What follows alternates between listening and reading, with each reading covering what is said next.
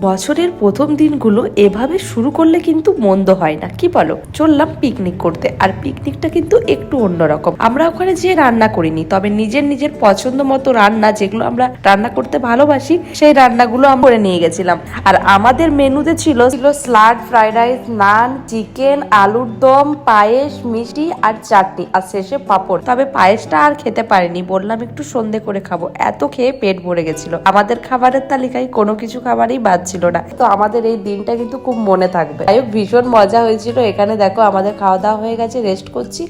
আর এখানে আমরা সবাই মিলে কিন্তু ব্যাডমিন্টন খেলছি। এত হাওয়া বইছিল, ঠিক মতো খেলতে পারছিলাম না। আর এখানে দেখো এত সুন্দর গলির মতো করা আছে, এটা আমি প্রথমবার দেখলাম। অনেকটা সন্ধে নেমে গেছে, এরপর বাড়ি যাব। আর অনেকক্ষণ খেলাধুলা করলাম, থাকলাম, গল্প করলাম। ভীষণ ভালো কাটলো প্রথম বছরের প্রথম দিনগুলো। আর দিদিকে এখানে গাড়িতে চাপিয়ে দিলাম, আমরাও চলে গেলাম বাড়ি। Bye bye.